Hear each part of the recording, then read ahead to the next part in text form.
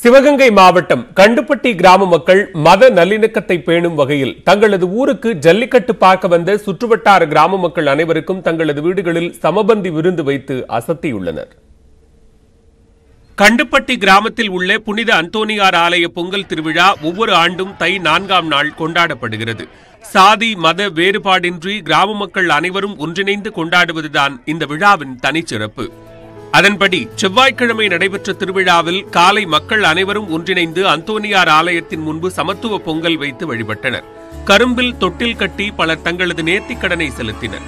சாதி மத வேறுபாடின்றி மெழுகுவத்தி ஏந்தி அந்தோனியாரை வழிபட்டனர்.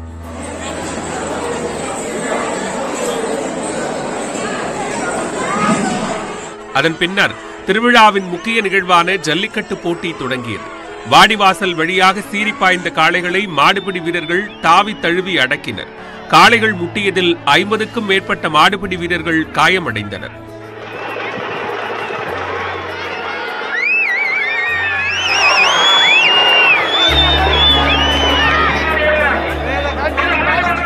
மைதானத்திற்கு வெளியே அதிகமான கூட்டம் இருந்ததைக் கண்டு சில மாடுகள் மிரண்டு ஓடின. இதில் மாடு முட்டியதில் மலைச்சாமி என்ற முதியவர் பரிதாபமாக உயிரிழந்தார். ஜல்லிக்கட்டு போட்டியை பார்வையிட வந்த சுற்றுவட்டார கிராம மக்களுக்கு கண்டுப்பட்டி கிராம மக்கள் வயிறார உணவளித்து அனுப்பினர். வீட்டு வாசலிலேயே நின்று கிராம மக்களை அழைத்து சிறப்பான விருந்து உபசரிப்பு அளித்தனர். இந்த கிராமத்தில் பொங்கல் விழாவன்று அனைத்து வீடுகளிலும் அன்னதானம் வழங்கப்படுகிறது.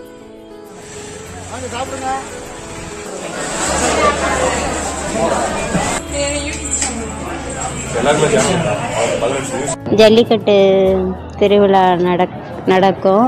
எல்லாருக்கும் அந்தோனியார் கோயில் வாசல் எல்லாருக்கும் அன்னதானம் போடுவோம். யாரும் பசியோட போக மாட்டாங்க. எல்லாரும் வயிறார சாப்பிட்டு வாழ்த்திட்டு போனேங்க.